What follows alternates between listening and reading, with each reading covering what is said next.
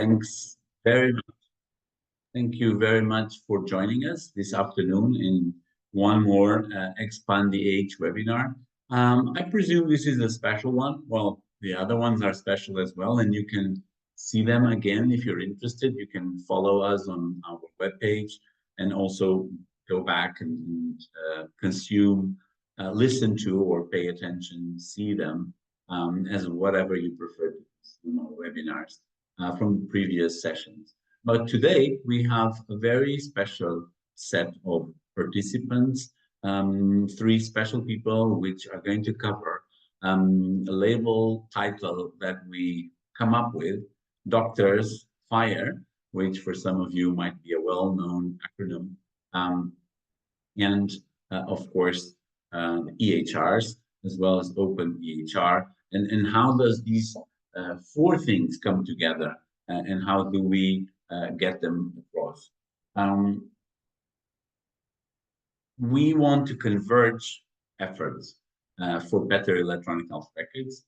And of course, we want to make sure that these records serve the main purpose for which they are invented, which is better health for people that need healthcare, or they need to be kept healthy, which is a very important attribute of health systems, keep people healthy. And wellness apps are also more and more interconnected with EHR. So I'll be moderating, but so my job is very simple. I just have to ask our wonderful speakers to take up the floor, to take the time they need, as long as they don't go over the time, to convey their ideas. Some of them already have been shared on our social media, for example, on LinkedIn, and I'm going to eventually ask them. But really, we want questions from them. So feel free to think as you listen to these presentations, come up with any sort of question or comment that you'd like to see addressed by one or all the speakers, so that we make this webinar as interactive as possible. And of course, yes, we will be recording, and so you can consume it. With this, I would like to actually ask our first speaker, Iztok Štotl, who's a medical specialist in internal medicine, to tell us a little bit what for him is the topic of a good electronic health record, and how does he see the interaction of these standards bringing together value for doctors and electronic health records, and then how the format, the European format, can be a common ground for bringing together users, the creators, and the standards organizations related to electronic health. Iztok, over to you. I know you're coming from Slovenia, and I know you are also appointed to this webinar by CPME, so by representing, in a way, the body that represents doctors from Europe, and it's in that capacity that you have been invited to participate. But of course, these are your views, and thank you very much. Thank you, Henrique, for your kind introduction. So please, next slide. Yes, I'm today representing my personal view, but I'm also acting on behalf of a standing committee of European doctors. And I want to thank the organizers for giving us a chance, or better to say, to include us in those debates that are very, very important for us. I would like to just proceed with next slide. In March 2024, the Standing Committee of European Doctors issued a statement on electronic healthcare systems, and for those on recording, you here have a QR code for a link on those main topics. But the main points are that electronic healthcare systems are vital for efficient clinical IT framework for local teams, and also in forthcoming electronic health data spaces.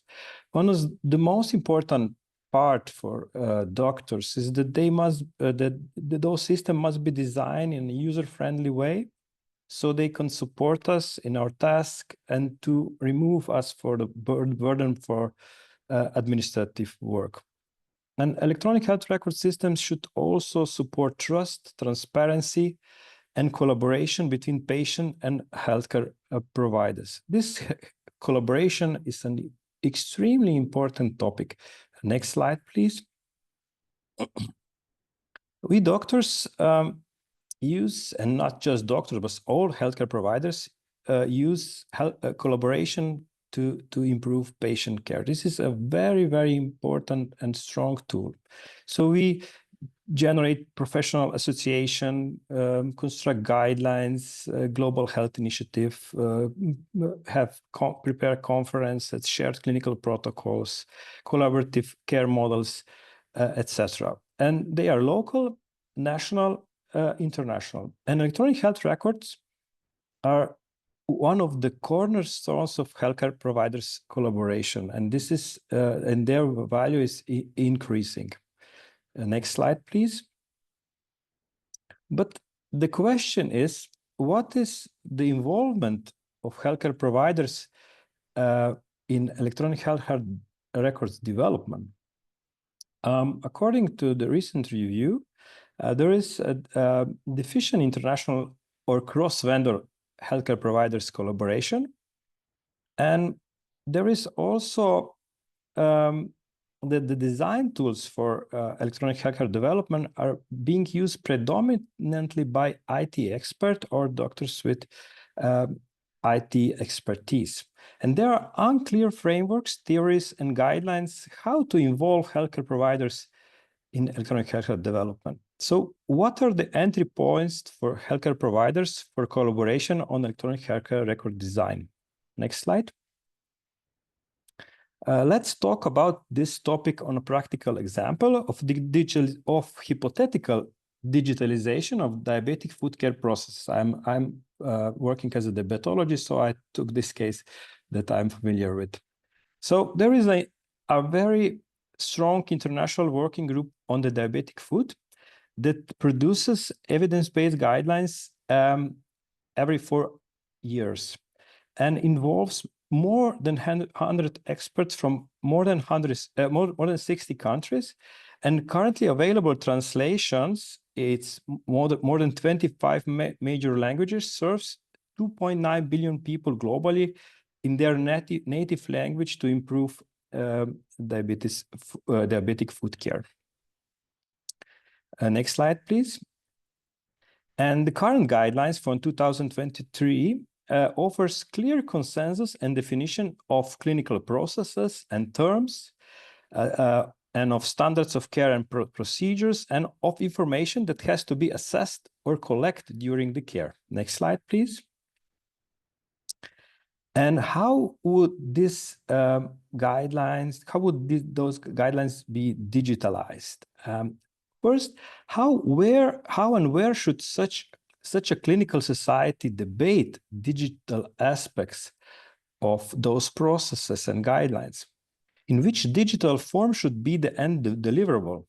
So now they are publishing this as PDF, but this would be a great enhancement if those guidelines wouldn't be published in some digital form. And which user-friendly tools should they use for co-development? What should they take to develop such digital deliverable? And the last point, how would they ensure that these digital assets would be deployed as wide as those PDFs that they are now deploying? Next slide, please. And what do we doctors need at this time? Are tools, some kind of tools to think with. So tools that aim to provide a common language that enable us to have a debate about what works, when, and why, so that we can improve electronic health records in the process of debate, critique, and reflection. And on our products, that it should have an effect in our work. So our collaborative work must be linked with decisions in end products in a transparent way. Next slide, please. So electronic health records is one of those elements of this common ground, this common language. So we highly appreciate the efforts of IT communities to converge on electronic healthcare record standards. This is definitely needed step in the right direction, because this common ground can then provide those many desired functionality that we doctors need. Those would be built upon standardized electronic health records, like electronic health record design tools for end users, less ambiguity in clinical information, tools for guidelines and processes modeling, then low-code graphical user interface optimizations, and to close the loop for improvement of data that we capture. And this is those all elements, and of course more of them, can be built on standardized electronic health record that is now somehow still in the building phase. Next slide, please. So to conclude, electronic health record systems need to be feasible, functional, and findable. Standardized common electronic health record ground is the first necessary step for the start of new era in electronic health records history.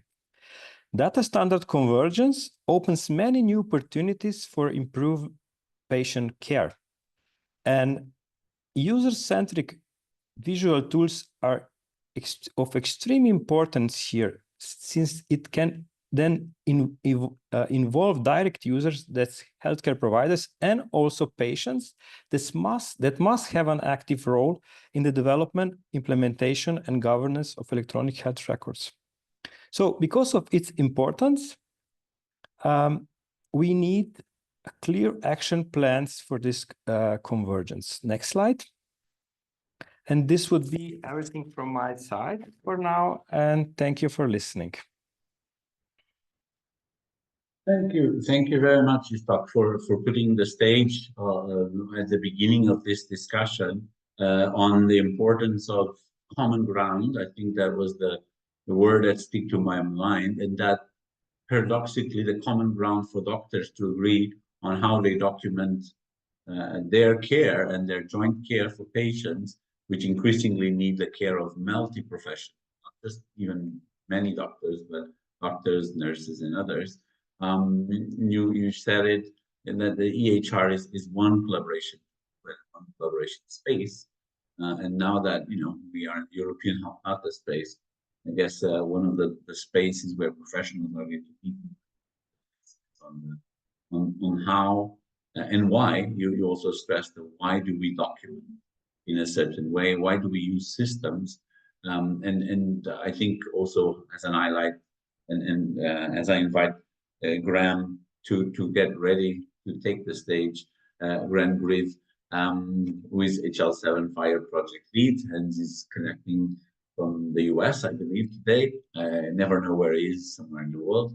But as he prepares, just a final comment to say that you mentioned about these collaboration spaces, and then that action plans are necessary. That this convergence is not just wishful thinking or good intentions. There is a sort of a roadmap. I guess the European format at least presents what we call health data category priorities, which by the name implies a certain order. So we do have, as many people already know, but just as an information, we have the international summary that we would like to be adopted as the European summary, although it was born out of the European summary years ago. We have electronic prescriptions and dispensations, but more and more we are now that are even close to everyday life of clinicians, laboratory results, imaging results, and hospital discharge or healthcare discharge. So these are some, right? But perhaps other areas of healthcare data can also serve as a way to set up an action plan for standardization organization. And this, Graham, could be the opening question for you. So tell us a little bit more about HL7 FHIR. Some people might know the details, but also we are curious to know how much you're joining forces with OpenEHR, and for one or two people in the audience, maybe because they're also there with a sort of the ancient discussions of whether we should go for one or the other. I think it's more and more clear that we might need both, but over to you. Thank you so much for joining. Well, thanks very much, and it's a pleasure to be here. Thank you for inviting me to be here and to talk to your users about FHIR and OpenEHR. So if we have the next slide.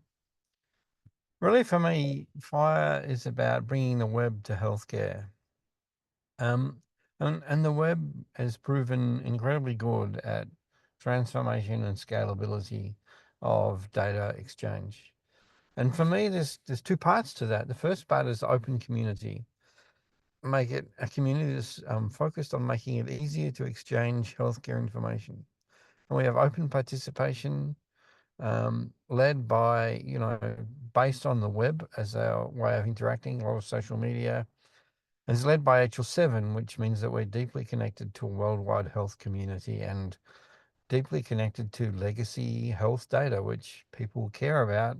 And is also a bit of a constraint on how we all collectively go forward. And that community discusses how we should exchange healthcare information for the least worst compromise in how to do it, because there's trade-offs in all directions. And we publish, as a result of our discussions, an open standard. The standard describes how to exchange healthcare information. It's public domain, posted on the web, and it's a web API where we can. And it has a lot of continuity with existing healthcare standards. And that's really to drive adoption, because it's very simple. If vendors can't implement FHIR, then it won't go anywhere. And so I'm not going to dive into the technical of what FHIR is. There's other places for that. But if we're the next slide, I'll talk a little bit about what kind of healthcare data we're about. So next slide. Yeah, so what we do in FHIR is we say what computers can say to each other and when they can say it. Because computers aren't adaptable like humans. They make machine processes, and so they have to be very clear who can say what when. Now, everybody can make up their own protocol, their own exchange that suits them perfectly, but there's no scalability. Every exchange has to be written from scratch. What we're chasing is scalability, so that you can connect two programs together that serve healthcare processes, and they don't need much work to actually effectively serve the process. In some fantasy land, it would be no work, but that means we've got to agree about everything. And if you've ever worked in healthcare, you'll know that that is not where we are. And so the core of what we do is figure out how to describe the human processes and the clinical outcomes we're after, and describe the exchanges that allow computers to serve those. And so we do things like administration and billing, because, got to do that stuff. We do exchange of diagnostic information, diagnostic reports, requests for services, medications, medication prescription management, clinical records and referrals, decision support. So a classic thing, for instance, is what Iztok was talking about before, the best practices for care of the diabetic foot. That could be packaged up as a set of FHIR resources and guidance that can then be automatically picked up by EHR systems, and as they release new editions of that, they automatically pick up the new recommendations, and we can pick up the questionnaires, the terminology that underlies their thinking, the actual decision support recommendations, the clinical plan recommendations, all of those. We are working with WHO on describing a framework for making those things all executable, because WHO does a lot of similar things in particular diseases. And also you can do public health case reporting and surveillance, and there's a lot more that I could list here, but that's just to give you a sense of the kind of exchanges that we've been building out and making work in order to serve the healthcare process. So if we go to the next slide. Our focus is messaging between applications. So just data exchange between two different applications that serve different parts of the healthcare system, or integrating clients that help do particular clinical logic into EHR applications, building secondary repositories that could be national health repositories, national patient health records, clinical data repositories in a particular institution, public health repositories. There's a lot of use of that. And the other thing that we do is we store information for later use. And so there's a whole bunch of database work, and this whole product stream of FHIR servers that simply exist to serve FHIR. And the core of what that is for us is temporal shifts in exchange, where you get something from a system and later you need to share it with a different system. And so they're all, for us, it's always exchanging information between systems. But some people have taken what we've done and said, you could actually write a whole clinical application back-ended on a FHIR database.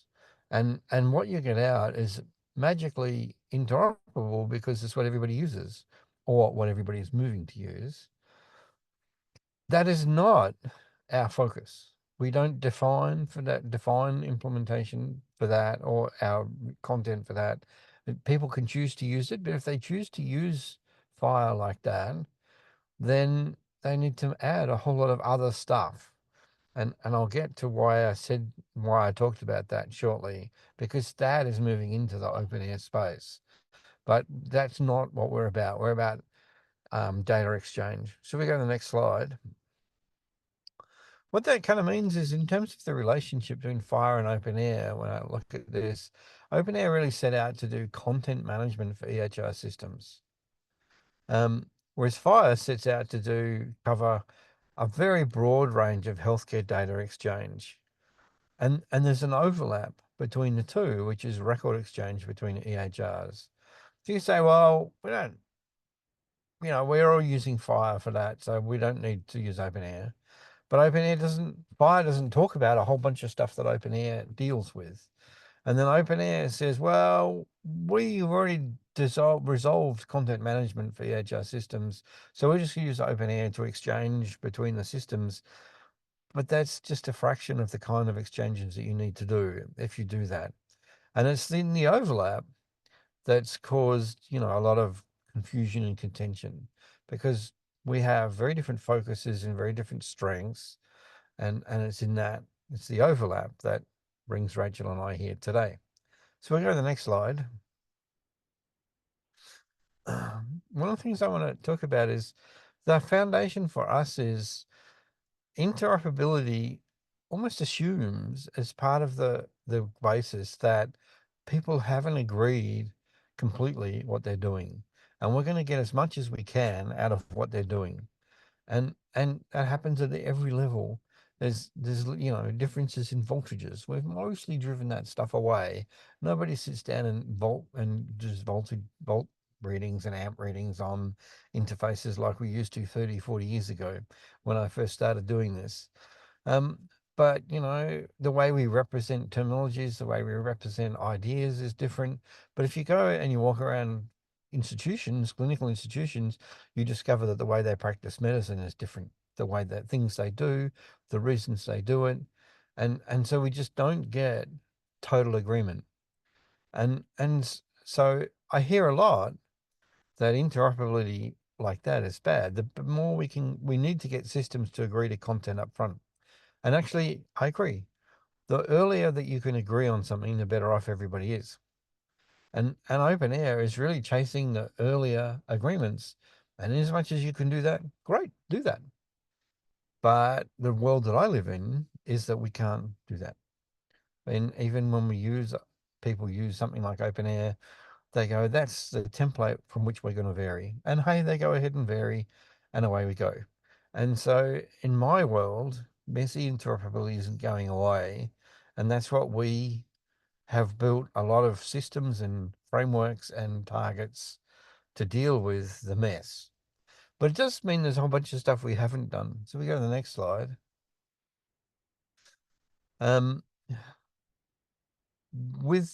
We haven't chased the things that OpenEHR is good at. Well, why would we? Because OpenEHR is good at them. But what it has meant is that there's a gap between FHIR and OpenEHR, which we could make better. We could work together better. We could make it easier to map from archetype storage, for those of you now who know the tech details, to FHIR interfaces. So it's easier to say, hey, we did our designs with OpenEHR. We're using OpenEHR to drive our system, but we're fully interoperable using FHIR. That at the moment, that really becomes a matter of manual mapping, and we want to move on from that. We can use terminology more consistently with each other. And I think that FHIR came along, had the advantage of coming along after OpenEHR and doing a lot of learning around terminology and a whole bunch of work on terminology. And I'd really like to see us converge in the way that we use terminology and to the FHIR-based terminology ecosystem. But we would love to get OpenEHR tools working in the FHIR ecosystem. They've got some great tools for clinical design, whereas we've got great tools for, say, validation. And so we would like to get more, to be able to work together more on getting each other's tools working. And we can also do better organizational collaboration. Now, these are all things we could do, because at the moment we just said we're going to work together. That was a real statement of will from both HL7 and OpenEHR. And I thank Rachel, who's coming up next, for initiating that process. And so we would like to work together on these things, but actually we now have our technical committees actually getting ready to talk to each other and actually work through some of the details and figure out which of these things we're going to prioritize. And there are other things that I didn't list on here because I only got so many words on the slide. And so we are going to figure out, but the goal for me is to have a lot more smooth interaction. So we go to the next slide. We both have significant international communities, but we have different perspectives. But we can learn from each other, and we can and should and will work together to make it easier for implementers. Now, I've been watching the questions. I'm going to answer one of those questions right now, and then I'll pay a hand over to back to Henrique for Rachel. But hypothetically, if all EHR systems are based on OpenEHR, do you still need FHIR for data exchange? Yes, because OpenEHR only handles a fraction of the exchange that the systems need to do. But I would argue that you should, because FHIR is better for data exchange anyway, and it seems very, very impractical in my lifetime that we will see all EHR systems based on OpenEHR. Probably better that we focus on getting all EHR systems to do FHIR well, and that is certainly a challenge, because a lot of the EHR implementations of FHIR are frustratingly slow to deliver full power that we've defined. And it will be really interesting to see how that plays out, partly because it's really hard, because we've asked for a lot or defined a lot of things that people can do in data exchange. And I'll stop there and hand over to Rachel.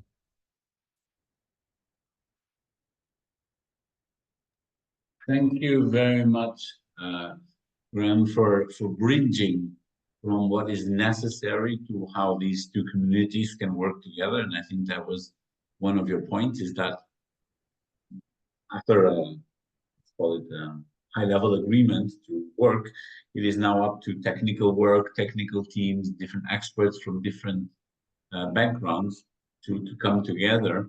And I think, you know, as you do that, I'm sure you have the participation of professionals in those communities, but if you can extend that participation to professionals, especially sometimes I feel that the non-English countries often don't participate so much in these debates, much to their fault. I'm not saying it's the fault of the English-speaking countries, but perhaps because some professionals feel that they're not immediately connected to the discussion. However, as Iztok mentioned, there are a very high interest in different EU, European, international medical communities, national associations of doctors, and even cardiology, radiology. So the different specialities are establishing working groups for digital health, and so I wonder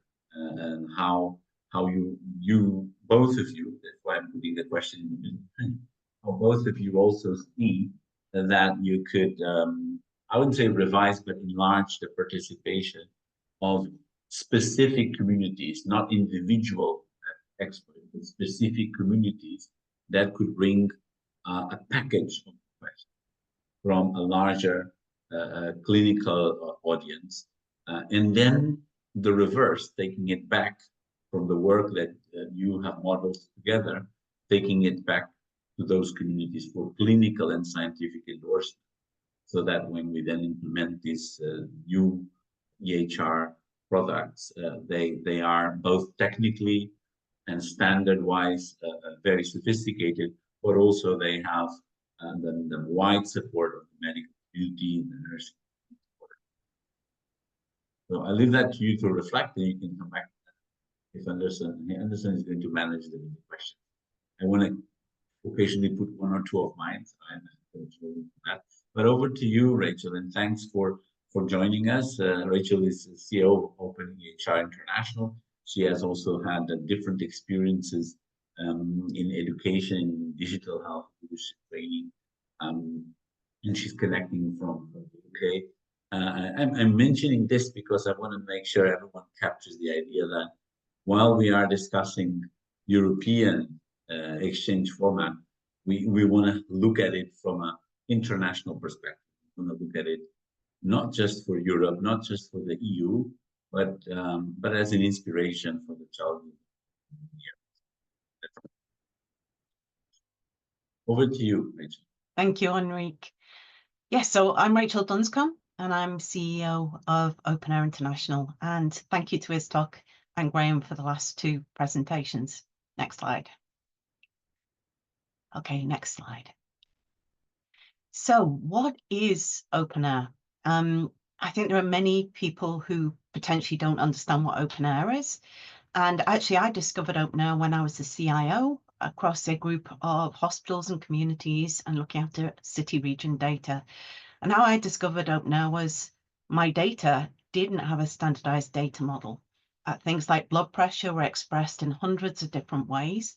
And I realized if I wanted to create a single record for a patient across the city region, say, I needed a standardized data model.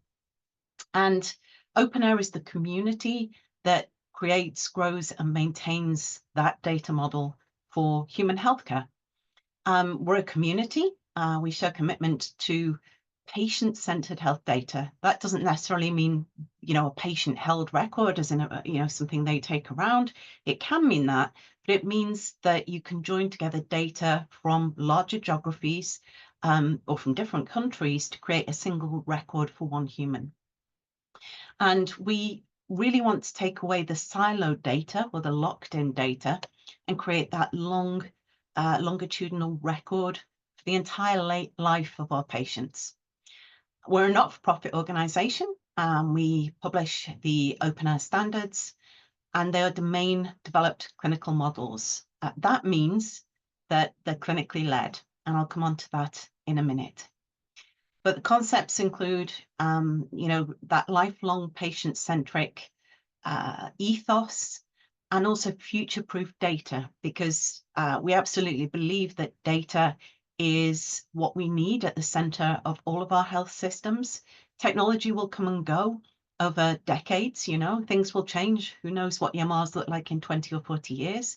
But if you record my blood pressure today, or you record my observations today, they will be valid for my life as part of my longitudinal record.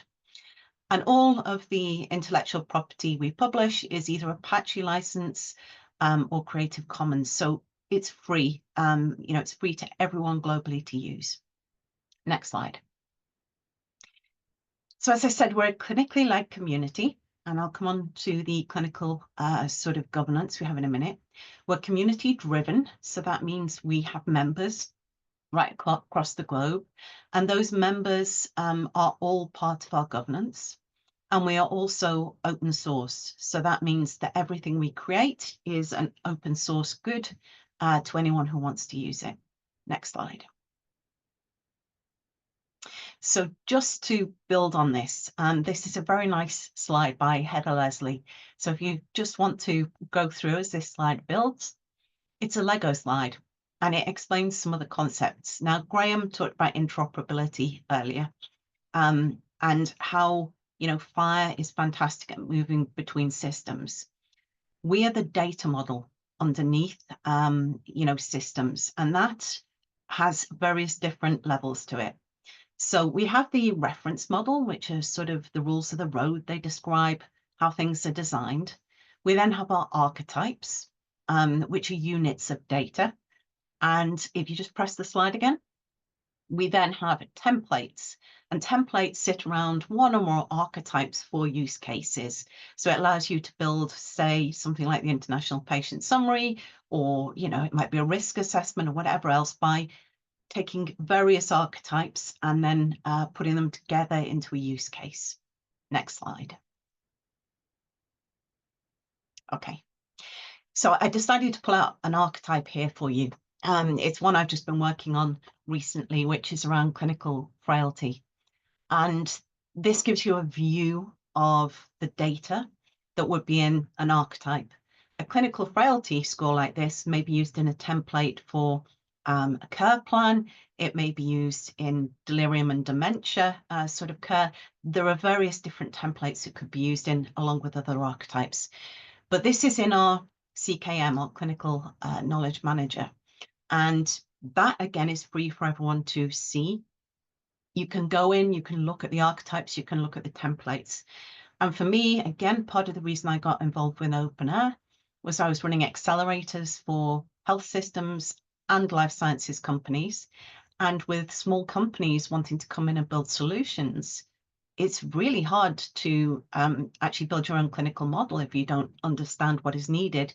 These are incredibly valuable, be it, you know, as a small company, as a big health system, whatever it is, it gives you a clinical reference or information model that allows you to build things on top of it, but gives you sort of global consistency. As Grahame said, sometimes there's variances where people have localizations for good reason, but our aim is to keep one consistent global standard.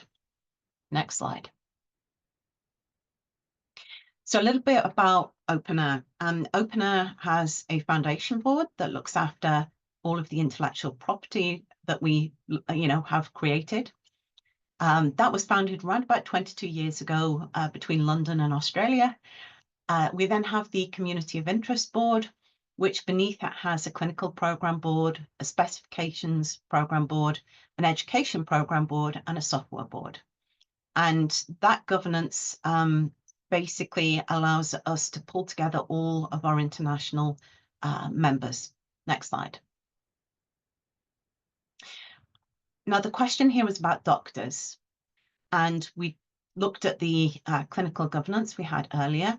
And what our clinical governance does is it pulls together the teams and the contributors from countries around the globe. And at the moment, we're working with 114 countries. And it allows us to have clinical knowledge administrators, editors, and reviewers.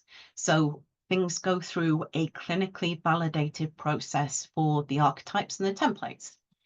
And two of our key roles here are our CCIO, who is Heather Leslie, who gives us that clinical oversight of the global processes. Then we have Bjorn, who is a nurse, again, you know, from a clinical background, and he leads our clinical knowledge administrators. So ensuring that everything has been through due process before it is actually created, you know, as a final archetype or an uplifted archetype on our CKM. Next slide.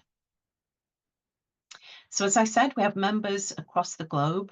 We have nearly 4,000, this is slightly out of date, nearly 4,000 clinicians globally contributing to the models. And as Iztok said, that is really important. We need to have an understanding of what information we need to collect and the model that we need for different conditions, different pathways. And so that community contribute. And we also have a set of affiliates around the globe as well. And we're supported by companies, small and large, who are also members of OpenEHR. OpenEHR is being used for many things at the moment. So it's being used for, you know, underneath actual EMRs, EHRs. It's being used as care records across geographies, like One London. It's being used for life sciences and research. You know, we're backing trials, stage 4 cancer trials in the US. There are a whole set of use cases where that model is needed. Next slide. So where we are at the moment and dealing with the question of how we work with FHIR, I think Grahame made some fantastic points. He made some fantastic points about the fact that we had in the past had overlap around trying to interoperate. So FHIR allowed interoperation. OpenEHR, you know, had its own way of interoperating. And there was a great question as well about, you know, do we need FHIR? Yes, we absolutely need FHIR. And as Grahame knows, I'm a massive fan of FHIR. As a CIO, I was working extensively with FHIR as well as OpenEHR. For me, FHIR will always be needed. And actually, FHIR would very logically be at the backbone of the interoperation of Europe. Where I think OpenEHR has changed over the past few years is it's stopping doing the things it doesn't need to do. It doesn't need to work extensively on interoperability. I mean, one area where we might need to interoperate is data migration from one OpenEHR instance to another. That's where you would need some way of transferring the data. But, you know, FHIR for me is speed to value, and that's absolutely fantastic. What we need to do is create convergence path where we can actually work much more easily with the standards. My frustration as a CIO previously was I wasn't clear how all the standards would work together.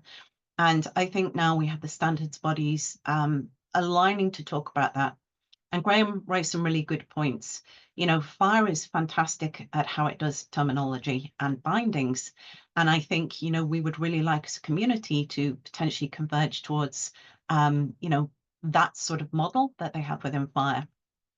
But I don't think we will ever see a world where we have, you know, data that is absolutely perfect or systems that are absolutely perfect. And we're also going to see a world of apps and wearables and Internet of Things where we're putting more data into the record. And very obviously, FHIR has a growth space there as well. But the progress we've made is becoming members of the Joint Initiative Council, where we sit alongside you know, HL7, SNOMED, and others. We're also liaisons to SEN 251. We're, you know, quite close to releasing our partnership agreement with SNOMED, where some of the discussions were around that tripartite of bindings of terminology and also, you know, sort of giving blueprints to health systems of how they may implement standards together. We're obviously in dialogue with Grahame and the team at HL7 around areas of cooperation. And we also hold trademarks in US, Europe, and Australia, which may seem a little odd for an open standard. But actually what we have found is that certain vendors have said that they support an open standard and they don't. And what we want to do is make sure that if people do support OpenEHR, that is a truthful thing. So with a trademark, we can say to people, you know, if they don't, you know, support the standard, that they shouldn't be saying that they do. So all in all, that's the kind of, you know, view of what OpenEHR is, where it's come from, clinically led and community driven, but also very excited around this progress to look at the potential for us converging to make it a lot easier for people in health systems, CIOs, doctors. And the end result for me, because the question here is about doctors, is to make, you know, life easier for doctors, nurses, and other clinicians. Because if you have all of the data in the right format, in the right place, you can deliver higher quality care. And, you know, we have huge unwarranted variation in our healthcare records and systems today. I think the standards bodies are all working together to create standardization that takes out unwarranted variation that, you know, causes unwarranted variation in care. So thank you for that. Thank you very much, Rachel. Thank you very much for this presentation and opening open EHR for everyone to understand. And I would invite you all to turn on your cameras. And I guess I don't need to moderate much. There's a set of questions on the Q&A, and my suggestion is that perhaps you address. I'm sure you've been reading them, so maybe we can take 3 minutes each on comments for the different questions. I personally like the one on sort of the joint use case, but I'll leave that to the end. Iztok, maybe we start with you. You had a little bit more time to go through some of the Q&A that is coming over from the internet audience, and we have a lot of people. You can still put questions, even if we don't address them all here. I'm sure our speakers will be happy to act them. So Iztok, over to you. As I read them, most of them are related to the standards. So I think I can leave those to the other two presenters. I would maybe, in my short time that's left, just repeat again that we are really grateful for what we are doing at this time, so that we have this debate about convergence, and that this should be continued. So most of the questions are in technical. So I will leave this to the other two speakers. Thank you, Iztok. Grahame, over to you. How do you see some of these questions? Well, I mean, it's a grab bag of a whole bunch of different things. I'm going to make two comments. One is, hi, Corey. It's a long time since we've met. Where are you these days? Anyway, yes, we definitely need to work on data types. It's on our list of possible things to talk about. And because if we're going to standardize, typically we need to standardize from the ground up. Otherwise, it's too easy to get into fantasy land. I do not think I should get into a really deep debate about how requirements are analyzed in HL7 as part of the answers. We could go for hours on that one. So I'm going to go for, can speakers offer some reference implementation examples of current and emerging good practice in the move towards adoption, implementation and convergence, integration of FHIR, OpenEHR. I don't even know what this is, EEHRxF, showing my European. This is the European format. Okay.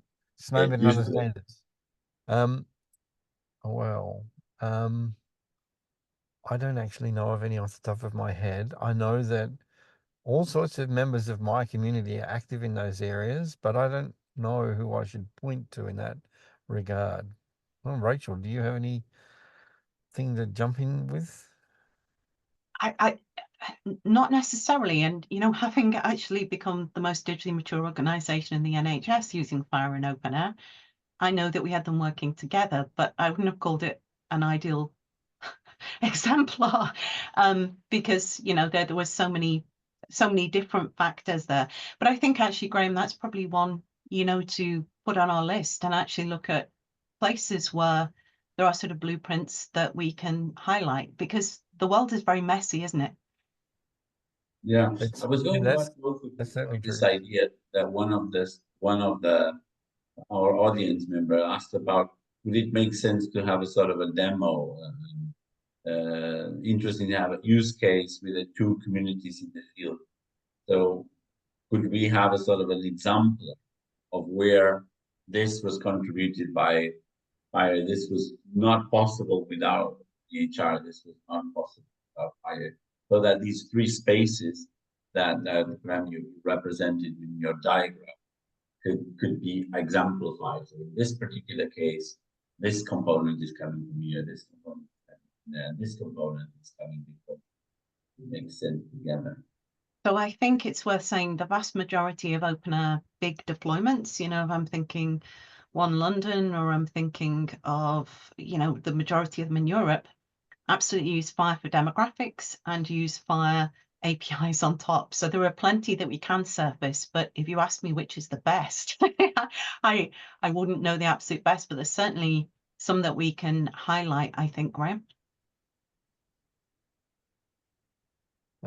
Yeah, definitely we should work on this as part of what we're doing together. I don't know if we'll get to a single demo as clean as Henrique wants, but it's certainly something for us to work on. Now, I do want to talk about this new question from an anonymous attendee. Man, if you actually try to write, when I write specifications, the first thing I do is write something that's clear and simple and obvious. And then people start arguing with me about it, or with anybody in the community about it. And by the time the community and the committees have finished arguing about it, it's no longer clear or simple, because now it's extremely concise. And I recommend to every single person to read an English book, in English, sorry, but it's called Living in the Land of Invented Languages. It will underline to you just why it is a problem. And I assure you that when I get clinicians in the room, the problem gets worse, not better. Yeah, because everybody wants precise language in their own way. I'd agree, Grahame. And it's interesting that you're terrified when we've got thousands of clinicians creating and reviewing our standard. I think they're fully representative. It's far more than I used to have within a national context. So, you know, for me, I feel very reassured that OpenEHR is creating the underlying models with OpenEHR, with clinicians, mainly doctors actually, going through all of it and review. So from my side, I really don't think there's anything to be terrified about. Maybe. Maybe. Yeah, I just saw a question on this topic. That's it's also from anonymous participant, but it relates to your debate, and I think that you are opening a very important question, because we all have been in those debates on creating electronic health records, and we know that it gets hard. And I think from our experience, because now we are trying to put up a governance system in Slovenia, and what's interesting is how to actually find a consensus, and what we can see that doctors can find a consensus on things that they can relate to. So I totally agree with Grahame that it's hard. And also, we as doctors, we don't have that this is my personal view. I don't have a very strong position of a format in technical sense, which one is best. I know that I know something about it, but I'm a medical doctor. But I would say that I totally agree with Grahame that this is to mixing terminologies and electronic health standard. This is hard. But if you confront an ordinary doctors with this, then you get mixed feeling. I would say it like this. So you get the mixed feelings because they usually don't understand. But then there are two main approaches. First is that we get, this is the usual approach. We get technically inclined doctors to debate. But what's the problems with this? And even OpenEHR has its shortcomings at this time in this. So archetypes are not the magical tools to remove this ambivalence in our experience, because then you have to mix them with terminologies, and this is not so easy as it seems.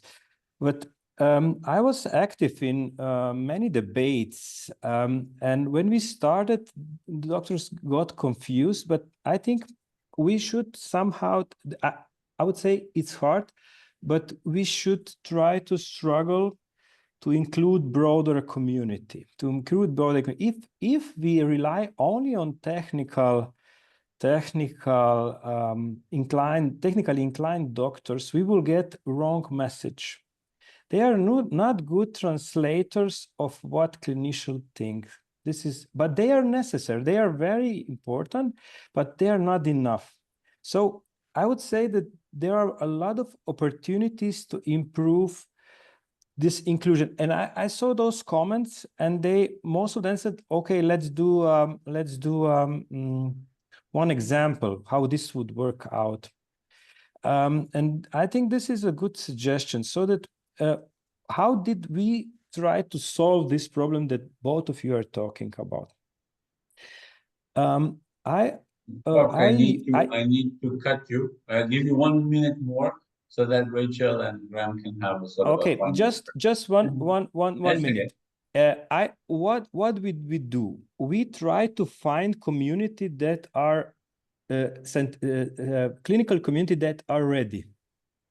So most of them are not ready for this debate. Most of them are not coherent, they are not even prepared to digital standardization. Most of them in our close environment, but some are. And this is what worked for us. This is what works. So to work with them, with those that are somehow aligned and they are prepared and they have this, but I agree with Grahame, it's hard. It's hard, but I think it's worth that we go that we go to this path, and that we make this trouble, that we overcome this trouble, because the award is very, very important. Thank you, Iztok. And Rachel, I'll give you 1 minute to wrap up. Any final ideas, comments from your part? Yes, I would just say this is something where we need to work extensively. So I agree with that, Iztok, with clinicians throughout systems. So doctors, nurses, pharmacists, social workers, all of those sort of disciplines. So I completely agree. From my side, we will continue discussions with HL7, with Grahame, with the team. We will see where it is logical to actually move forward together. And the aim of that will be to simplify this, to make it more standardized, and to actually create value for healthcare systems. So while we're early in that journey, and Grahame and I'll be meeting next month in London, we absolutely have the intention of improving healthcare by converging what we're doing. So thank you for the opportunity to speak. Thank you very much for these words and for informing everyone that there's many steps already planned on this collaboration, and I think Iztok has shown how important that be to have a broader but still common ground sharing material. Grahame, over to you. Well, thank you, and thank you, Rachel. I mean, the one thing I would really like is to have more clinical engagement in FHIR, and that's certainly true. But it's just be careful what you wish for, because what I really want is more engagement. But that is something that OpenEHR is very good at, better than we are, and hopefully we can leverage that in particular. But we know the great thing about what we do, this is true for both Rachel and I, is there's no end to the things that we could and should have already done. Yes. And we can keep working on moving them from the should have to the have. And we can do that together, and I'm looking forward to doing that. But it is one of the challenges for me in this space is that this is such a European problem. It's not a problem that's been brought to me from outside Europe. And I think that should make people both in Europe and outside Europe think. Why is it that this is a European problem? In practice, even if not in theory. But having said that, thank you for hosting this. Is a great way to move us all forwards, and hopefully we'll be able to say that do this in a year's time and have much more precise things, positive things to say about what we've done, not what we're going to do. That would be nice.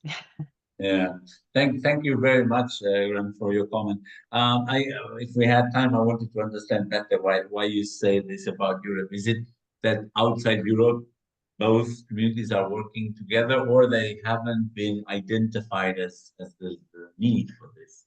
But we can talk about this later. On our side, as sort of project, I really thank you for coming. I really thank you for bringing these ideas, and definitely the European health data space and the format in particular will benefit from having these. And I think you've also identified things like communities of doctors in one that could, be taught to contribute. And I think this is I want to finish this webinar with two keywords. One is engagement, and inviting all those that are listening to really come to the stage. We need help to create something good for everyone. Even yesterday, we did, as part of XpanDH, our XNet of professionals meeting. And we finally got together a group of healthcare professionals, doctors, but not only doctors. And that community needs to grow. But we also, second word, heard about the common ground, the education, and getting capacity to participate is key, and preparing those that participate and engage, that they can understand this complexity. And for those that are more clinicians in listening to us, this is the equivalent of not knowing anatomy or physiology and wanting to contribute to building a discussion or a scientific contribution in medicine. There's a common ground, there's a language needs to be taught, needs to be learned, and then we can all participate and engage. So we have exhausted our time. We invite you to follow the project on our website and social media. And once more, I really thank everyone for coming today, for being with us, for continuing to re-listen, re-see this webinar when it is recorded. And our speakers, a big hand. Thank you so much. Henrique. Thank you.